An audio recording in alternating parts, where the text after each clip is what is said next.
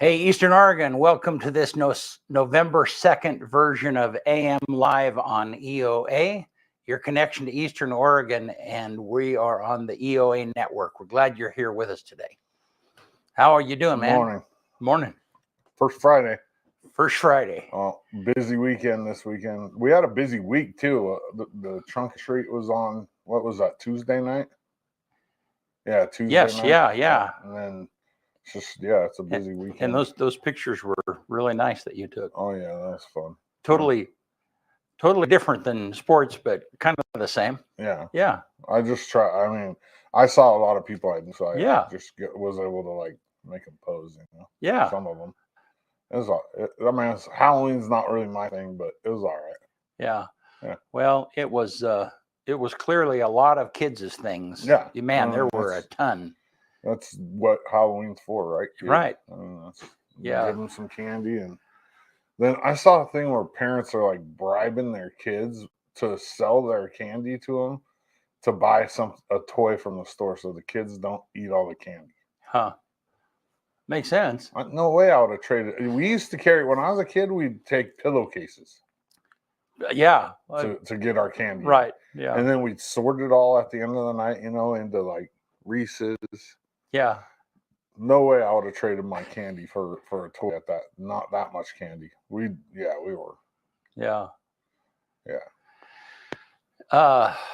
One of the comedians at night, not Fallon, but anyhow, they had a thing where the parents would steal their kids' candy or whatever and they would record their videos, like your candy's gone because I think it was and they would record the reaction of their kids, and clearly it wasn't gone, but man, kids were just devastated, as you and I would have been. You work hard for that candy. you got to go to a lot of houses to get it. I mean, if you think about it, if you're getting one or two pieces at every house and you have half of a pillowcase full of candy, that's a lot of houses that you got to go to. Yeah. So the downtown trunk or treat is a good deal. They don't have to work. I mean, got to walk the downtown corridor, but that's nothing like the number of houses in a neighborhood you used to have to hit in order. They don't do that as much now, huh? Like going house to house. Well, I think on purpose. I mean, if it's contained downtown, there's a little. I mean, La Grande Main Street. I mean, people have to apply. I mean, it's actually there's a little bit of vetting, so not every person. I mean, the people that are handing out candy are known. They're either downtown businesses or they're businesses that are outside the area, and they bring. That's why it's called trunk or treat. Yeah. So yeah. So I mean, there's a little bit of vetting involved. But part of the fun when I was a kid was going to people's houses and meeting new people. Right. You know what I mean? You get, if it's your first year in the neighborhood, you meet everybody on Halloween. Yeah. In growing up in Wyoming, it always was cold. I mean, it used to always be cold here too. It was snowing or something. It was miserable. Used to be like that here when I was a kid. On Halloween, there was snow almost every year. You just had to deal with it. Well, and you could work on some kind of a costume, but you were going to put a coat over the top of it anyhow. Or just make your costume very bulky. Yeah. Bulky. Yeah. The other thing about Halloween I never did Halloween here as an adult, but I saw the adults engaging in it. Yeah. Was the dads that go with the kids. Uh-huh. The houses that they hit where the dad of the house knows that dad, there was always a beer exchange. You're out there walking here. Here's a brew for you. You know what I mean? Or have one on the porch real quick. Yeah. And that, you can't really do that at a trunk and treat, right? Yeah. Just hand out a beer. When my kids were little, we lived in Seattle, like in the University District. I mean, right in the city. And we would have to, there was no event like this. So we would take the kids out to some rich neighborhood, where but still it was because you couldn't do it in the city. I mean, it just didn't make sense, So, anyway. I got to trick or treat a rich neighborhood one time when I was a kid in San Diego. because my grandparents lived in Rancho Bernardo, which Yeah. is like a super high-end gated, you know, they have their own homeowners association, a pool. Yeah. And man, that was nice because you always got the best candy, full candy. But how would you trick or treat at a gated house? You know, no gated community. Oh, gated. Okay, got it. Not a house. No, like the community had its own security. Yeah, can't you just imagine though? Some kid pushing a button at a gate, like you might get something really cool if you did that. Who knows? Yeah. Might be worth trying. Yeah. Who knows? What do you think the age cutoff for trick or treating should be? I don't know. I mean, for my kids, you know, I mean, once they get into junior high. Yeah, I think mine were done around 13, 12. Yeah, yeah. But I see kids out there like 16, 17 dressed up trick or treating. Well, and I guess now everybody is dressing up, but you know, the motivation of getting candy, I don't know. It's like middle school, 12, 13. Yeah. I mean, I'm still, that's kind of it. I mean, when you see a you know, an older teenager, trick or treating, just you should be out snatching bags, not trick or treating. That's a whole different thing. That was popular when I was a kid too. I mean, it happened quite often. Yeah. The big kid, you had to be on the lookout for the older kids on their bikes. And that is just like I have. You worry about the kids that do that later in life. Yeah. Yeah. All right. We're gonna do sports. Let's do it.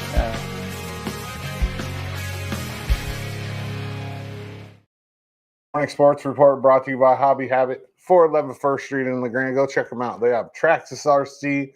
They have the biggest Lego selection in Eastern Oregon. The store is absolutely amazing. Joe and his team have done a great job updating it. They have Magic the Gathering cards. They have kendamas. They have STEM supplies for your kids. And, man, it's just they've done a great job. Hobby Habit in LeGrand, just for the fun of it. On Tuesday, the LHS girls soccer team lost in the opening round of the playoffs, 1-0 to North Bend right here at Community Stadium. And that pretty much wraps up the fall sports season for the high school, except for cross country. And they run in the state championship this weekend. EOU cross country will be running their conference championship this weekend in Caldwell. I think the men's team is number 6 in the country, and the women's team is receiving votes, so they're right outside the top 25. I sat down with CCC Runner of the Week, Lauren Mitchell, this week, and here's a little clip of that. What are you going to school for? Exercise science. Exercise science. What do you want to be when you grow up? I originally wanted to be an athletic trainer, but I don't really know anymore. I'm like leaning more towards that again. But what had you leaning away from it? You see the hours they have to put in up there? Kinda, yeah. It's a grind, it is man. a lot. They work their butts off. Yeah. And I just know, like, with, like, a family and stuff, that's, like, a lot. And so. Yeah, talk to Chris about that. Yeah. I mean, it's a tough job, man. Mm-hmm. I couldn't imagine doing it. They're there all the time. They are, yeah. And traveling and just everything. So for you personally, do you like pineapple on pizza? I'll eat it. No, you wouldn't order it though. You're not going to go in and order a Hawaiian pizza. Probably not. What's your favorite food? Probably like a good beef steak. Yeah. Yeah. I mean, that's yeah. You like lean ones, or do you like ribeye? Like one with nice marbling? I like ribeye. Yeah, me too, by far. Yeah, so those interviews will probably come out Friday, maybe Monday. We'll see. I'm going to sit down with the wrestlers today and do the wrestling preview show. EOU football is at home this weekend on Saturday against SOU for Senior Day. So they're going to celebrate their seniors. That's a 1:00 kickoff at Community Stadium. That should be fun. The EOU football team, their record doesn't necessarily reflect it, but they're good. They've really turned the corner. And the last 2 weeks in a row, they've been within one score of beating 2 top 10 teams. And just that alone signifies that this team has gotten better. They started 0-4, and they've won 2 of 4 since. And both of the games that they lost have been just, close games, a couple of bounces, and they win that game. So get out there and support them and check it out. EOU men's and women's wrestling are at home this weekend. They wrestle Evergreen, the men at 3 o'clock on Saturday. The women wrestle Evergreen at 4 o'clock on Saturday. And then the men turn around and wrestle Corbin at 5 on Saturday. And then on Sunday, both teams host the Mountaineer Open. So a whole weekend of wrestling up at Quinn. Go check it out. I think so. On Saturday, they're wrestling in Quinn. And then on Sunday, they're going to wrestle in the field house, which is kind of cool. We have that extra facility where we can host events, and it's pretty cool. The number 3 EOU volleyball team goes on the road this weekend. They play Walla Walla on Saturday. They play LCSC on Friday. If they win both of these games, they clinch the regular season CCC championship, and they also earn the right to host the CCC tournament, which was huge. Not only just ticket revenue, but also being at home. We have the best student section in volleyball in the whole conference, and it's a huge advantage for the OU volleyball team to play at home. So, I mean, they shouldn't have any trouble beating LCSC and Walla Walla, both lower level teams in the conference.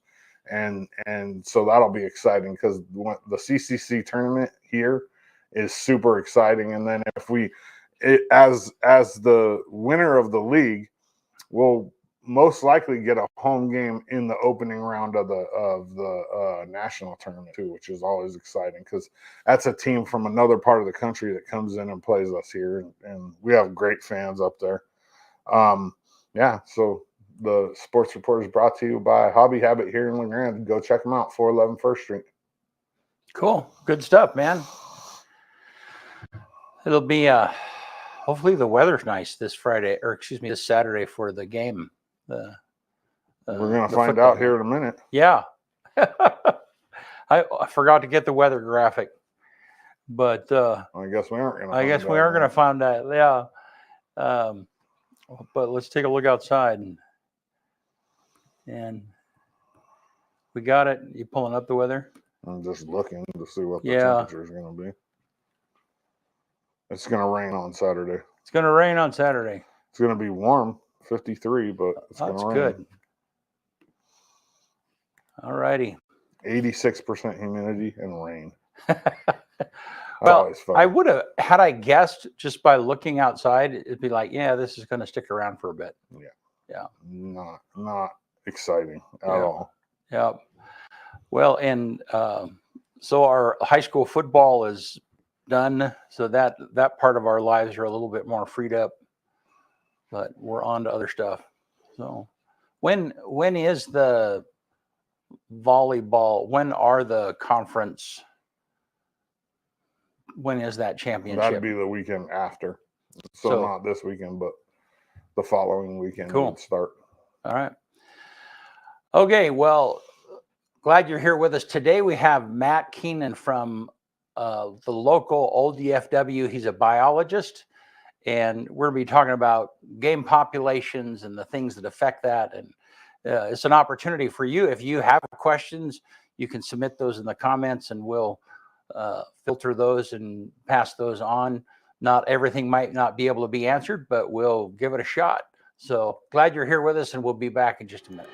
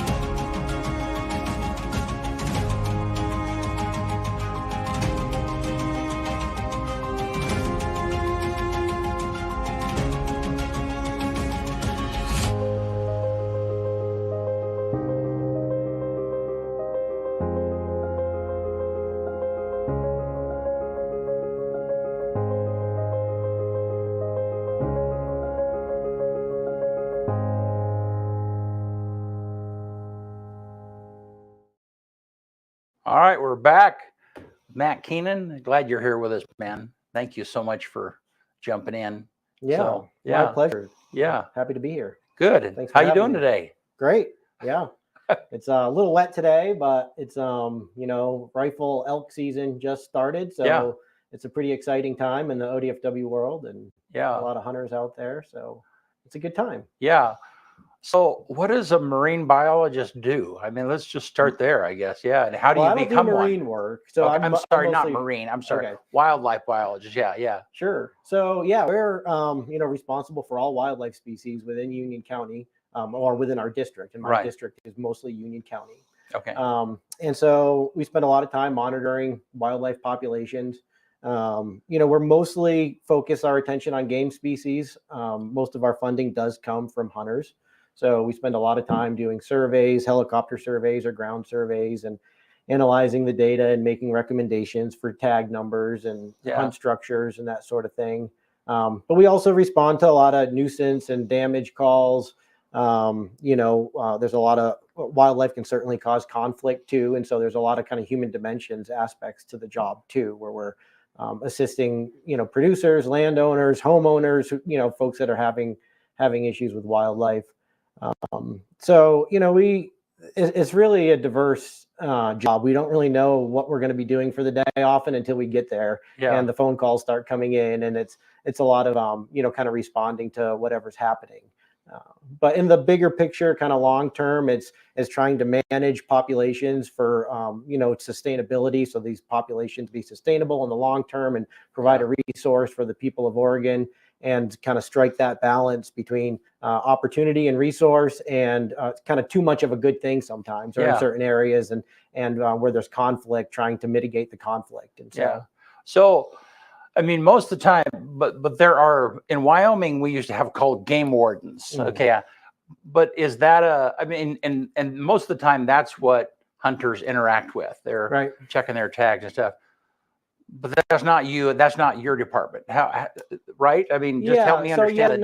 Okay. Yeah. So Oregon is one of 2 states, along with Alaska, where the Department of Fish and Wildlife doesn't actually conduct our law enforcement. We basically contract out to Oregon State Police. Okay. And so they have a wildlife division, fish and wildlife division, and they'll do the citations. They'll build the cases on folks poaching and all the other wildlife and fish related enforcement activities. Now, that said, we do spend a lot of time during the hunting seasons driving around and talking to hunters, checking hunters in camp, make sure they have the right tag, find out what the harvest is like in certain areas. And so we are still kind of that on the ground interaction with the hunters. Right. We definitely still do that. That's a very important part of the job for me. I really try to prioritize being out there and engaging with our hunters. They do pay our bills, and they have a lot of questions, and we pull up to camp, and we're really happy to help answer those questions. That's awesome, because it's dense. I mean, when you dive into the ODFW world and it comes to hunting, there's just a lot of data. There's a lot of information. The tag system is like super confusing at times. And so that customer relation thing that you guys do, I mean, that's really helpful. It's extremely important. And I think the fact that, we aren't solely responsible for the law enforcement actually allows us to engage more in that customer service realm with the hunters. So it works out really well in the state. Yeah. Well, that's awesome. So the reason that you're here, one of the reasons that kind of sparked this, is we were having a conversation with Commissioner Donna Beveridge, and we were talking about how elk coming down affect the feed that farmers, the haystacks, and so on and so forth, and how that's managed. And so then that was part of the question was, populations. And so I don't know, what you just kind of launch about that. Sure. And, talk to us about those issues. And no, I'm happy to. It's great. I'm glad I can be here to talk about that, because it's a really important topic. It affects people's livelihoods. Right. And so, look, elk, they're an incredible resource for the people of Oregon, whether it's recreational opportunities with the rich hunting traditions here, just aesthetics. A lot of people just like to, see the elk, wildlife viewing and photography, but also for consumptive purposes. A lot of people fill their freezers with elk, and especially here in Northeast Oregon, it's an incredible resource. But at the same time, elk can be incredibly destructive to agricultural crops. And it's sort of our job to try to balance those two things. And honestly, it's one of the biggest challenges in wildlife management is elk management and elk distribution. One of the biggest challenges I face. But I certainly embrace the challenge. I'm here to talk about it. And if there's any listeners or viewers out there that have other ideas at the end of this show about things that we could do differently, other tools we can use to help reduce conflict, call our office and talk to me. I'm like more than happy to entertain any other ideas, because honestly, I wish we could do more to help landowners with conflict. We do have a lot of tools and we can get into those today, but we're always looking for new ideas, because I know it can really impact producers' bottom line, the damage that elk can cause. Has it, I guess the thing where we should start is, has it increased? I mean, from the non-farmer out there, Mm-hmm. I mean, it's beautiful. I mean, we'll see, my daughter lives out in Cove, and, she posted a video on our stuff. It's been a couple of years ago. And I mean, there were probably 150 head of elk that crossed in front of her, and it's like, I mean, it's a magnificent thing. Yeah. It really is. From the farmer, they have a totally different perspective. But has that problem increased over the years, and why? Well, I can tell you that elk damage and elk conflict, especially in Northeast Oregon, is not new at all. This has been going on for decades. Right. The Elkhorn Wildlife Area in the Valley was established in the 70s, particularly to kind of divert elk from neighboring landowners, because there was so much destruction being caused there. The Blue Mountains Elk Initiative was established 25 years ago, specifically to address the issue of elk distribution and damage on private lands, and how we can try to attract elk and keep them more on public lands, because of these same issues that we're having today. And so it's certainly nothing new. I can't tell you specifically numbers one way or the other. In the valley itself, I think that what we have is a situation where elk are very nomadic animals. They will find the resources, they will move through time. And so certain parts of the valley right now, the Grand Ronde Valley, probably are seeing more elk these years in years past. And there's other parts of the valley that are probably seeing fewer elk than they were in years past. So it probably depends, on who you ask, as to whether they're seeing more elk or experiencing, more conflict with elk than they have in years past. But this is kind of the crux of elk management for decades, including here in the Grand Ronde Valley. So it's not new. Yeah. So what are some of the factors that push them down into the valley? I mean, they're like everything. They're going to go the least path of resistance. Yeah. They're going to go where the food is the easiest to get. But but they don't like to be out in the open either.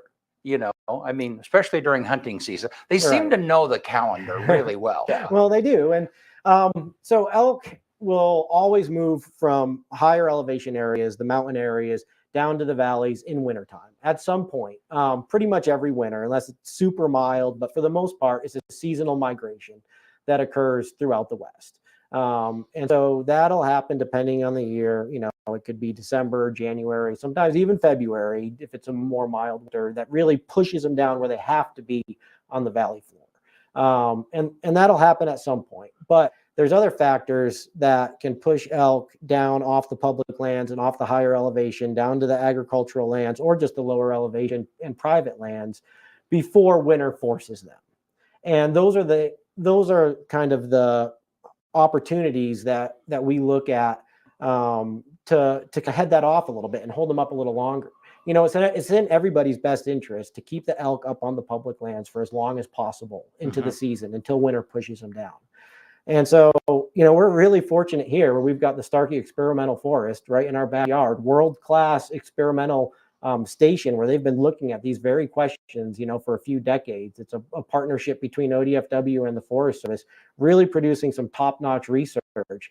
And, one of the biggest things that they found from early on, still true today, is that elk are extremely sensitive to motor vehicle use.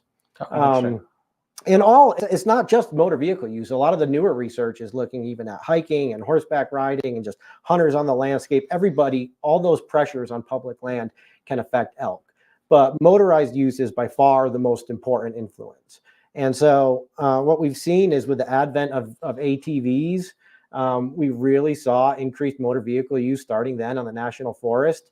And so at that point, that's about the time that the Blue Mountains Elk Initiative really got going, and the Dry Beaver Lad Canyon Travel Management Area got established in Starkey.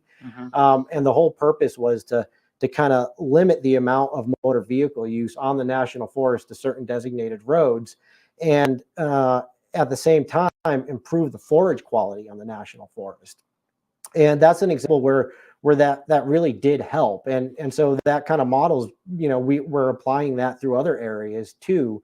And one of the biggest components of that is like you said, elk are going to seek the best forage, right? And so we want to try to make sure that there's really high quality forage on the National Forests. And land use practices have changed quite a bit over time. And so there's been a reduction in timber harvest. And that really, the timber harvest, that disturbance creates a lot of that early seral stage habitat that provides prime forage for elk and deer. And so drill into that for just a minute. So since we're not doing as much harvesting, right, then there's not as much undergrowth. Is that kind of what? That's right. Yeah. That's if you open up the tree canopy, right, then light can get through, and it right, can okay, kind of allow the grasses and the forbs and the shrubs to grow. And, and when you don't harvest the timber, that canopy closes up. Got it. And so there's a lot less light reaching the floor. Okay. But also 120 years or so of fire suppression has kind of had the same effect, where fire can have the same effect sort of as timber harvest. Right. In that it can open up the canopy, and it can nourish the soils, and it can, inspire better growth. And so, we're really working with the Forest Service and other, our federal partners, and, private landowners as well, to really try to improve forage quality up off the valley. Through timber harvest, through prescribed burns, and very importantly, through managing motor vehicle use, so that elk feel secure enough to stay up on the forest. Okay. And so that's one of the issues that we see, is that the kind of the influx of public use up on the public lands can push the elk down before winter would have done that naturally. Okay. And certainly during hunting season, Mm-hmm. there's going to be a lot of ATV use. There's more motor vehicle use Sure. in some of those areas. Yeah. So, okay. So what else? What else? I mean, a severe winter, an early winter snow will push them down earlier, I would imagine. Yeah, for sure. Yep. If you have an early winter, again, you have to have pretty deep snow to push elk down and, off their summer range. If that's going to be the factor that pushes them, it's got to be pretty deep. But if we do get a real, heavy snow, and in November even, it could start getting them to move down. Okay. For sure. But it's, really and it's not just in Starkey, it's research throughout the West has shown that these, human disturbance and human impacts are one of the biggest things that kind of motivate elk to move down. It's funny, a lot of the research shows that the habitat quality up on, say, National Forest, higher elevation areas, if it has an open enough canopy to allow the grasses and forbs to grow and all that, is actually better for elk than the agricultural lands in the valley. So they would be better served at staying up at higher elevation. Right. But the problem often is that they just don't feel secure enough to do so. Well, so and they move down. And I follow that conversation during the non-winter times. I mean, Sure. The elk are just like, if you want to get out into the middle of nowhere, whatever it might be, and you want some private time, or you're looking for a camp or whatever it might be, and you can hear other hunters or you can hear cars driving by. Right. You're just using the same senses that the elk is. Yeah. Let's go away from that. Let's move away from that. Yeah. So, but I'm not connecting the motor vehicle use, which happens all the time or is increased during. I'm not connecting that to them actually coming down during the winter. Right, sure, and that is the winter effect is going to be there no matter what. Okay. At some point, they're going to get pushed down. Right, got it. But now another thing that we're seeing is just, obviously these irrigated pivots in these fields can be quite an attraction for elk, and especially, more research out of Starkey, actually brand new research has shown that the growing season for the plants that deer and elk eat has been shortened by about 30 days total throughout the year over the past 25 years. Okay. Because of all these years, we've had consecutive years of drought. A lot of people have noticed it's hotter and drier. Right. And what that's done is it's shrunk that growing season. Right. And so those plants aren't available for as long as they were in the past. And so what happens is you've got these irrigated lands down below, and now they're, the plants senesce sooner in the fall. They die and don't provide the nutrition they used to provide for the elk earlier than they used to in the fall. Yeah. So now the elk are looking at those irrigated lands, as a higher attractant than they used to be, because of that. So there's a lot of factors that are kind of playing into this elk distribution challenge. Yeah. Let's go back for a minute to the experimental forest thing. Yeah. So talk a little, how big is that? What does that involve? How does that work? What makes an experimental forest? Sure. Yeah. And I don't want to speak too much out of turn. I don't work directly with it, but it's several thousand acres, I don't know, 30 or 40, somewhere in that ballpark. There's different pastures. And so I'm not sure what the total is, but they give you some frame of reference for the size. Yeah. And it's basically a fenced in area, a high fence that doesn't. You said 30 or 40,000. Yes. So, okay. Approximately. Yeah. Again, don't quote me. I don't. No. I mean, it's a big area. Yeah. I mean, so 30 or 40,000 acres, though. That's Is that what you said? Yeah. I mean, so go ahead. I'm sorry. So, but yeah, I mean, they've got several pastures, and there's high fence, around the area. And so they can regulate, deer and elk are not, for the most part, they don't get through the fence.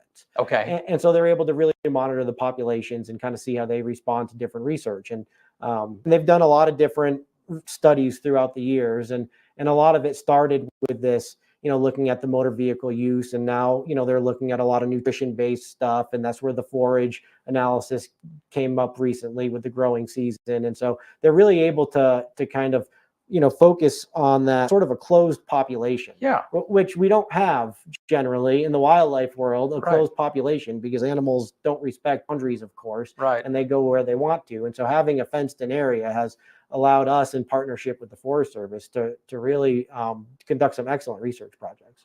Good. So how much, certainly one of the things that hunters talk about are the predators, or, how much of the predator issue, whatever that might be, are a part of forcing the elk down. Is that a thing? Well, I mean, yes and no. And certainly predators are going to influence elk, all wildlife behavior. And so we can't rule any of that out. Certainly an interaction between elk and wolves in particular is a question that we get a lot recently. But these issues have been occurring well before we had wolves in Oregon. Sure. And certainly we have cougars and we have bears too. And so, to the extent that predators influence elk distribution, again, what we've seen through a lot of the studies and what we're seeing on the ground, that the human impacts are far greater than the impacts of predators. Okay. And so, they could be part of the equation. You mean as far as pushing people, as far as pushing elk, yeah. Okay. I mean, wolves are gonna, and all predators, right? They need a prey base. They're gonna stay where there's prey. Right. And so, if there's not elk up there, then the wolves aren't going to still be up there, and so they're going to follow the animals around, they're looking for food the same way the elk are. Right. So if they pushed all the elk away, then they wouldn't have anything left to eat, and they wouldn't be there anymore. I would imagine. I mean, wolves are the hot topic, but just my guess is that cougars are probably more of a predator of wildlife than, for sure, there's far more of them, right, in the state. And so cougars are gonna take more game animals overall than wolves will. That said, cougars do focus more on mule deer, and wolves do prefer elk. Okay. But there's far fewer wolves for certain. And so how does, over the past, and this might be too broad of a question, you might not know, how has particularly the cougars, how does the cougar population affected hunting numbers overall, the amount of animals that are available to hunt? I mean, is that a problem, or is that a thing? That's a really good question. It's a crux of, like, we're rewriting our mule deer management plan right now. And so we're mostly talking about mule deer when you're talking about cougar populations in general, because that's their preferred prey source. Yeah. And certainly cougars eat a lot of mule deer, it's true. But most of the research in the past has shown that predation on mule deer from cougars has been what we call compensatory mortality, which means that on average, if that deer hadn't been eaten by that cougar, it would have died of something else. Interesting. Okay. For the most part. Now, we know that there's certainly times and places where it's actually additive mortality, where that deer wouldn't have died. And so it does have an impact on the population in some places, for sure. And what we're trying to do is to figure that out with our current research and to better, be able to articulate and put our finger on those places where it is additive mortality, where it could help if we were able to, increase cougar harvest or address the cougar population in those areas.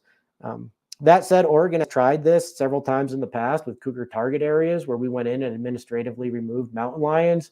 And we have seen in all those cases no net benefit to the mule deer population from doing so. Yeah. And so we're still trying to tease that question apart. But it's one that certainly comes up a lot because mule deer populations have declined significantly throughout the West. Yeah. And in Oregon, in 1994, the voters passed a ban on hounding, using hounds to hunt mountain lions. And since then, the cougar population has increased significantly. Yeah, it's hard to hunt. Yeah. And so a lot of people have seen that, and they've also seen at the same time, the mule deer population has gone down significantly. Right. So it's hard to ignore that, and so it's a great question. It's totally understandable why people look at that as a primary factor. But what we're seeing is that it really is the habitat condition has changed so much on the landscape since the kind of the heyday of mule deer was, several years after a big logging boom, and that resulted in all this new growth coming up, and that really produced a ton of mule deer. And so, that's probably one of the biggest factors that that habitat has changed. It's now grown older, and it's provides less nutrition for deer. And so what we're actually seeing on the Starkey experimental forest, again, you keep referencing that, but what they see is that mule deer does now on their summer range, which is, whenever they're on public lands, pretty much that's their summer range. When they need to bulk up, they need to be getting their nutrition, that they are not taking in enough nutrition to support lactation anymore. So if you can't support lactation, you're going to have a hard time maintaining a population, regardless of what the predators are doing. Interesting. And so that's a really important time for them to build up their fat reserves, because mostly they're living off those fat reserves in the winter. In the winter, they're just trying to get out of the snow and stay low key and don't move much and just live off their fat reserves for the most part. So if they can't get what they need on their summer range, they're going to be in big trouble. So let me break that down. So then if they don't have enough to eat during the summer, the mothers don't have enough to create milk for the babies. That's right. Okay. Not an adequate quantity to raise that young to be part of the population. Right. Okay. So then the population that we do have is struggling to be healthy. That's right. Because of that. That's right. Yeah. And so, there are certainly times when predation could compound that, and so I'm not trying to ignore the predator question. No. But the foundation here is much deeper and broader. Right. Yeah. Well, cool. That's all really fresh, helpful information. Let's go back for a minute or just continue the conversation of the elk coming down. For those people that are not farmers and don't know, how does a farmer, how does that affect, what happens to them? I mean, you have this bunch of elk, they eat their haystacks. I know, give us a synopsis of the life of a farmer who's dealing with this. Yeah. And so it certainly, it depends, and there's a lot of ways they can be impacted. You mentioned haystacks. That's certainly one where, elk will target haystacks. And so there can be a significant financial loss if they destroy a bunch of, hay. They've gone through all the effort of growing and cutting and stacking this hay. That is one area where we can actually really help and work with the producers to protect those haystacks. In the past, we've provided materials for farmers to actually fence off their haystacks with high fence to keep elk from getting in. And so that's a place where exclusion really is the best tool, and it can work. And so that is something that can be protected from elk. The bigger fields and the pivots are much harder to protect. And actually grazing by elk often is not a significant source of damage for landowners. I mean, it could be, but for the most part, the grazing on established fields is not the biggest concern that producers have, at least in this valley. It's often the trampling in the spring when it thaws out and the elk are coming through and they really tear up the fields. Whatever crop has been whatever's planted in there. That's just, right. Yeah. It's significant damage. And also newly planted fields, right. They can actually pull up by the roots and Yeah. they can cause significant damage that way too. Wow. So, with those challenges, again, you can't really exclude elk from situations. So for some of, on the valley floor here, where, really we're focused on the biggest damage issue is on irrigated croplands. And so we've recently put in place this general season elk damage hunt that basically encompasses the whole valley floor here in Grand Ronde and Baker Valleys and several other places throughout Oregon, actually, where it's a long season, August through November, where anybody can just go buy a tag over the counter at Bi-Mart or on your phone or wherever, and it's valid within that boundary for a cow elk. And of course, you need landowner permission to utilize it. But that program has basically replaced the landowner damage tag program, where we used to kind of handwrite damage tags for landowners that were experiencing damage. So this tool has really helped landowners address damage on that bigger scale, where you can't exclude them from coming in, but you can provide pressure. Right. And that's what the hunters do. And that's, even without hunters, hazing pressure is probably the most important tool that we have for landowners. We can issue them hazing permits so they can go out and they can haze the elk off their fields and shoot shotgun shells at them. And we can help provide some of the supplies for that, and just scare them off the property and keep the pressure on them. Yeah. But what the hunters do is they kind of provide free hazing for the elk, and a more sustained method where they stay on them and they keep kind of pushing them. And it's really kind of a carrot and a stick approach to this elk distribution, with the carrot being we really want to improve the habitat condition and the security on the public lands and the higher elevation, but we also want to keep the pressure on them down in the valley. And we do that with hazing, and it's not just the hazing permits. We can also provide propane cannons and, motion censored alarms that go off when the elk walk by to help the landowners scare them off their property. Yeah. The hazing and the hunting pressure down in the valley is sort of the stick to encourage the elk to stay away from here. Right. And then again, the carrot is the bigger picture that we're trying to work on the surrounding public and private lands. So what can elk eat during the winter that they should eat? I mean, what is available to them? I mean, is the only there's lower elevation range lands that still provide some grasses but there's just there's not a lot of nutrition in them. It's sort of like I was saying with mule deer, bulk up in the summer to essentially live off their fat reserves through the winter. So they're going to eat what they can because of course they want to eat. And so but oftentimes, honestly, they're built to not require as much in the winter. They're built to be able to just stay largely immobile, to move very little during the winter and not exhaust much of their resources and live mostly off their fat reserves, which is why disturbance on winter range is a major problem in a lot of places, because that throughout the winter, their fat reserves are decreasing. And come March, April is when they're actually most vulnerable because they've used up most of their fat reserves now. And that's when you've got people that are out, potentially out recreating or shed antler hunting or whatever they're doing that could cause disturbance on that winter range. And that's when the deer and elk really do not need to be bothered. They need to be able to just stay low key, not move much, and get through that critical time period until the spring green up comes and they have more forage available. Okay. And so that's sort of how they're built, is to survive a lot of the winters, but they will pick at decadent grass, old grass that's basically dried out. They'll still get that at lower elevations, right? Which is why they come down off the mountain, so they can still reach some of that, and so they're not buried in feet of snow. I have a question coming in. It's not really a question about the elk coming down into the valley, but I mean, we can address it. Why doesn't someone recommend putting in animal fences to slow down traffic because of animals getting ran over on I-84? Oh, people are definitely looking at that. Yeah, it's a really good question.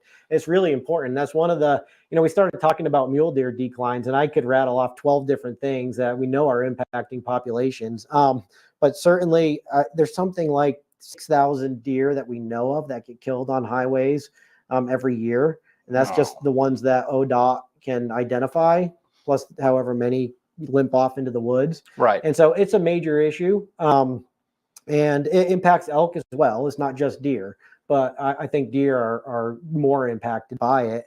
And we're absolutely looking at crossings throughout the state and identifying priority areas to establish these crossings. A lot of other states have them, and they do include a large area of fencing, as the viewer described. But what those fences will lead to is they'll funnel into usually either an overcrossing or an undercrossing that allows wildlife to cross the highways. And we're absolutely looking at places to do that. So random question. Why do all the bulls hang out together and all the cows? I mean, what's the deal? I mean, the bulls having beers? I mean, they're not, but I mean, maybe talk about that. I don't know. Yeah. So that's just sort of the structure of elk and deer and a lot of animals is that they'll come together. Certainly, of course, during the breeding season. So come late August or September, you start seeing the bulls really hanging around the cows a lot more, and they'll go in and they'll breed up to 10 different cows or more. And then they'll kind of go off and either live by themselves or with other bulls. And they're certainly a polygamous situation with deer and elk, and so it only requires one bull to breed every 10 cows. So we manage for about 10 bulls per 100 cows. It actually requires fewer than that, but it gives us a little bit of buffer. Right. And with bucks, it's the same thing. We manage to have 15 bucks for every 100 does, because that's all that we need to make sure that every doe gets bred, or to make sure that every cow gets bred, because that's kind of the life history characteristic of these animals is that they'll go off and they'll kind of do their own thing most of the year, and they don't stick around. The family group and the herd is usually the doe with the offspring. And then those offspring, a lot of them will disperse and they'll kind of bring their genes to other areas to help that genetic flow. But really the does and the fawns and the yearlings kind of make up that herd group, that family group. And the bucks just come in, or in the case of elk, the bulls just kind of come in when they need to get the breeding accomplished. Interesting. And then also, I grew up in Wyoming, which I mentioned before, and we have antelope everywhere. But during the winter, you'll have groups of antelope that will come down into the valley here. Yeah. And where are they at other times of the year? I mean, they're actually here in the valley most of the year, to be honest. The ones, we count them in the summer here in the valley. Do they hang around in the same area that deer do? I mean, you know what I mean? Yes and no. They don't usually go up very high in elevation. They usually stay very close to the valley floor, where deer and elk, most of deer and elk are migratory. And so in the summer, they will go up in elevation and they'll come down in the winter. Whereas antelope don't really seem to do that. Pronghorn really prefer to stay at those lower elevations. They will move, and depending on the herd, they may be more or less migratory for sure. They do have migratory patterns also.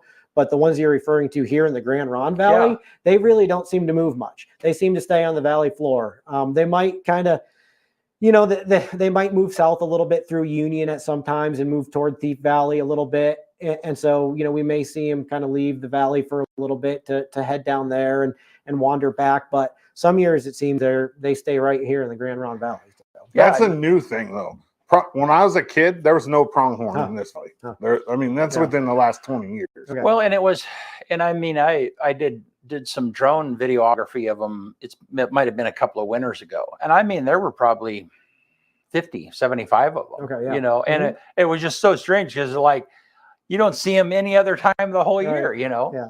So, no, that's. What about elk population as a whole?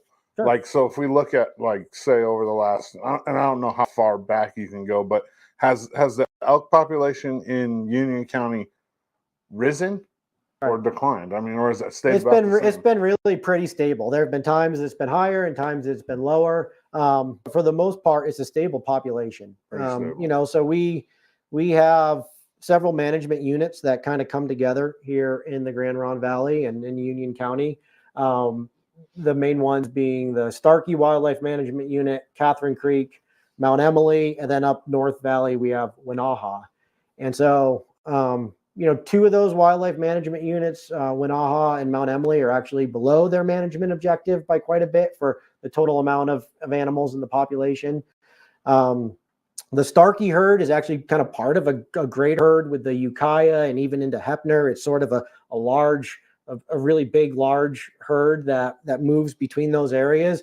And that larger herd overall is above management objective by probably a few thousand animals, you know, out of about 20,000 though. So we're over management objective there. And so in response, we have a new Starkey cow hunt on the books. And so we have about, I think it's 275 cow tags new for the Starkey Wildlife Management Area. And that's how we address elk populations, is through the issuing of cow tags. So we can impact, you know, we can reduce an elk herd by issuing cow tags, and we can try to let it grow again by reducing those cow tags. And so we are a little bit over in Starkey. And so we have issued some new cow tags there for that hunt. And in the Catherine Creek unit, we are over management objective in Catherine Creek Unit 2. And so we did just issue a new muzzleloader hunt for Catherine Creek. And next year, it's actually going to be a 2-month hunt. We're trying to kind of expand that opportunity there to, you know, one, to harvest some cows and reduce that population a little bit, but also to provide a tool for landowners after that general season elk hunt is over, for the months of November and December, for that muzzleloader hunt, to kind of keep the pressure, again, keep the pressure on the elk. And so, you know, we're a mixed bag here. We're currently in Union County. We've got 2 management units that are above and 2 management units that are below. And we are addressing the units that are above by issuing more tags. And so, you know, a lot of people, they look at the elk damage situation, and to them, and understandably so, the problem is too many elk, you know, but it's usually not an issue of too many elk. It's an issue of elk distribution. The elk are not where we want them to be. Where they're at. Now, sometimes there are too many elk, and we're addressing those situations with tags, and we can and we do, and we've been successful in doing that over time, which is why overall our population has been stable around here. It's just the distribution can change over time because of all these factors that we've talked about. Have you guys looked at changing the seasons, shifting? I mean, certainly my experience as a hunter is that, you know, to have a successful hunt, you love to have a little bit of snow, so at least you can see tracks, you can see where that is. But climate change, regardless of how you feel, the climate has changed in some manner, and everything is about, winter is about 2 weeks later, maybe 3 weeks later, and but the hunting seasons have been kind of the same for all of those years. Is there any conversation about that? Is the winter, and maybe this is the winter season shorter, or has it shifted? Yeah, I think that's, you know, hard to say specifically, and I'm not, you know, a climate expert. I guess it'd be tough for me to kind of articulate that. I can tell you, as far as the hunting seasons go, you know, we really haven't changed. We changed a little bit our structure of how we determine opening day. So some people notice that, you know, it's really late season this year is what we had, but it wasn't necessarily in response to what you're talking about. It's just in the way that we structure basically our opening day of deer rifle season. Everything, all the other hunting seasons are based around that. Sure. And so it's like the beginning day of school. Right. Everything else is, And so, you know, if we push deer rifle season back too much more, we'll be into the rut. And then, you know, that would affect our success rates and the amount of tags that we could issue. Basically, if hunters are so successful that they harvest too many bucks, right, then we need to reduce tags next year. Right. And that provides less opportunity for folks. Right. And so in eastern states where they have way too many whitetail, they structure their hunting seasons around the rut to be during the rut so that people can harvest more animals intentionally. But here we sort of have the opposite problem. We have more hunters than we have resource available. Yeah. And so, you know, it would probably be detrimental to the hunting opportunity overall if we were to push our season back any further. Yeah. Well, I mean, I'm That talking makes about sense. pushing it forward. Oh, earlier in the year? No, I mean, when he said back, that's what he meant. Into November. Yeah, if you get into November hunting deer, then you're Right. going to be pushing into the rut. And so, Okay. yeah, I think our structure is going to stay pretty similar through time. It seems to work. It doesn't seem like we've had any real Because reason right now to you have change our structure. deer season, and then the elk season starts after that. Is that correct? Yeah, and we have archery before deer rifle. Okay. For deer and elk, archery season comes first, and that's the other thing is the archery season for elk has always included the elk rut, because Okay. you know bows are much less effective tools, and sort of to compensate for that and make it a reasonable opportunity for folks to harvest an animal. Most archery elk seasons throughout the West or throughout the country where we have elk are structured around the rut, so that Got it. hunters can hunt during the rut. Okay. So for all those reasons, the structure's fixed pretty well where it is. Yeah. All right.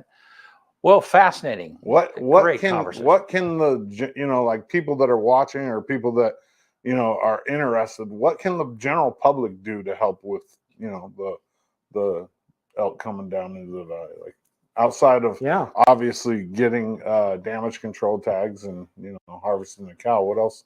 Is there anything else people can do? Yeah, that's a really good question. I think people can pay attention to our travel management rules, and really kind of be mindful of the pressure that they cause on the public lands that does affect elk distribution, because a lot of that does directly impact the landowners that are suffering because of it. So I think that's one thing that they can do.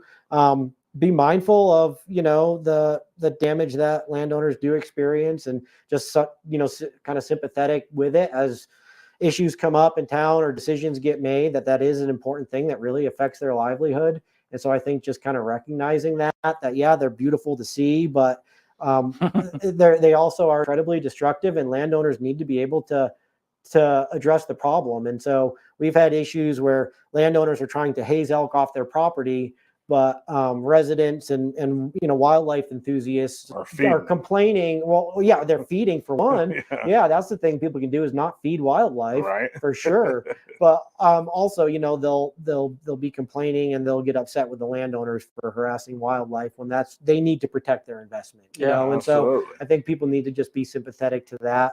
But yeah, feeding is a whole other ball of wax, and that's something that people love to see them, but it's important to recognize that you are potentially causing a problem for other folks. And it's not just feeding it, but similarly, with elk, the elk question is that one thing that has changed in a lot of places is land ownership changes over time, is that there's now more landowners that have bought land for elk to hunt or to keep elk there, as opposed to necessarily timber harvest or whatever that land used to be used for. There's landowners that are a lot more tolerant of elk, which can work great if your neighbors are all on board with that and everybody likes the elk and you all want to be tolerant, then that's wonderful. But also that can affect neighboring landowners that are trying to grow agricultural crops next door.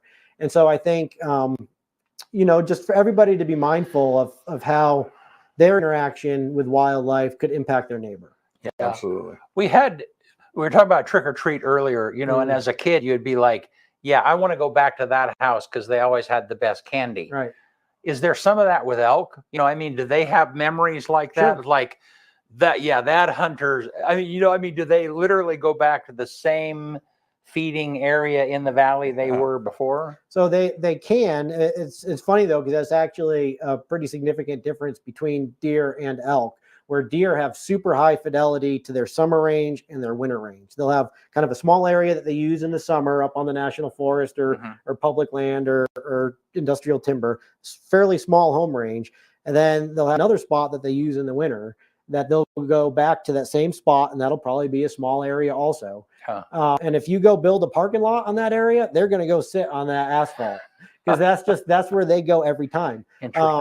They're pretty hardwired to do that. Yeah. Where elk are much more kind of nomadic. They do remember very well spots where they had got reward. And so, yes, they'll go back and check out a lot of the same places that they were in previous years. but they're also much more likely to move through the landscape based on any number of variables, both forage quality and quantity, disturbance, whatever it is. They're a lot more likely to bounce around and find the sweet spot where they're comfortable and where they have the nutrition they need. Interesting. All right. Well, Matt, thanks so much for being here. No problem. Yeah, super interesting conversation. And yeah. All right. You want to get us out of here, man? Yeah, let's do it. On this day in 1783, today's what, November 2nd? 1783, George Washington, later the first president of the United States, bid farewell to his army after the American Revolutionary War. On this day in 1867, women's fashion magazine Harper's Bazaar is first published. 1895, on this day, the first organized auto race in the United States is run in Chicago. 6 cars raced 52 miles on a lakefront course. Only 2 cars finished because it was in a blizzard. The very first auto race in America. 1898, cheerleading begins in the United States as Johnny Campbell leads the crowd cheering on the football team at the University of Minnesota. 1947, Howard Hughes flies the Spruce Goose for the first and last time on this day. 1983, Thriller is released worldwide by Michael Jackson. 1983 on this day. And then 2020 on this day, Baby Shark by Pink Fong becomes the most watched video on YouTube with over 7 billion views. Oh my goodness. 7 billion views. The #1 movie in America on this day 10 years ago, Ender's Game.